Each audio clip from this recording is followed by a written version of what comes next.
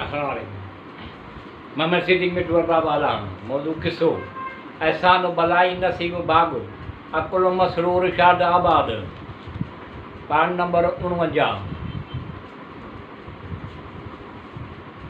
वरी मुअज़्ज़म बिन अदीअ वटि मोकिलियो। मुअज़्ज़म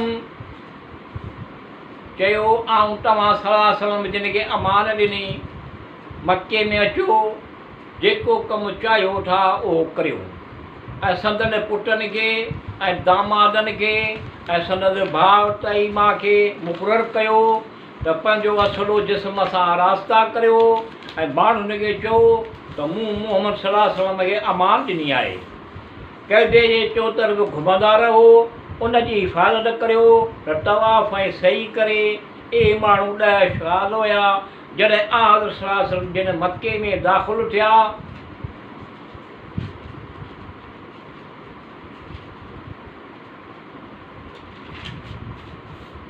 अबू जहल मलऊन चयो ऐं गुरोह कुरैश हिन वक़्तु मोहम्मद सल्लल्लाहु अलैहि वसल्लम जिन तन्हा अकेलो आयो आहे उन जा हामी मददगार मरी विया।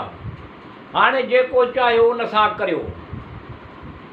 तईमा या गुफ़्तगू ॿुधी त चयो ख़ामोश मुंहिंजे भाउ हुनखे अमान ॾिनी आहे। इहो ॿुधी अबू जहल मलऊन मुअज़्ज़म वटि आयो ऐं चयो छा तूं मोहम्मद सल्लल्लाहु अलैहि वसल्लम जिन जे दीन में दाख़िल थी वियो आहीं? उन चयो त न मगर मूं हुनखे अमान ॾिनी आहे। जॾहिं हज़रत सल्लल्लाहु अलैहि वसल्लम जिन तवाफ़ ऐं सही खां फ़ारिग़ थिया मुअज़्ज़म वटि आया। फ़रमायो अबू वहब तो मूंखे अमान ॾिनी ऐं मूं ते अहसान कयो। हाणे आऊं सल्लल्लाहु अलैहि वसल्लम तव्हांजे अमान मां ॿाहिरि थियां थो। उन चयो छो मुंहिंजे अमान में रही कोन थो? कुरैश तव्हांखे कुझु बि ज़र नुक़सानु कोन पहुचाईंदा। हज़रत सल्लल्लाहु अलैहि वसल्लम जिन फ़रमायो आऊं सल्लल्लाहु अलैहि वसल्लम कंहिं मुशरिक जे अमान में हिकु ॾींहं खां ज़्यादा रहणु कोन थो चाहियां। इहो ॿुधी मुअज़्ज़म निदा कई त मोहम्मद सल्लल्लाहु अलैहि वसल्लम मुंहिंजे अमान मां ॿाहिरि थी वियो। हज़रत सल्लल्लाहु अलैहि वसल्लम हर मौसम में क़बाइल अरब जिन खे इस्लाम जी दावत ॾींदा हुआ। उन जे घरनि ते उन्हनि खे तबलीग फ़रमाईंदा हुआ।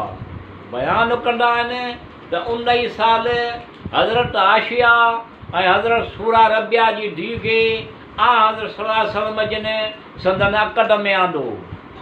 अली बिन इब्राहिम अलैहिस्सलाम जिन खां रिवायत आहे त असद बिन ज़रारा ज़क़वान बिन अब्द कैस जो कबीलो ख़ज़रज मां हुयो।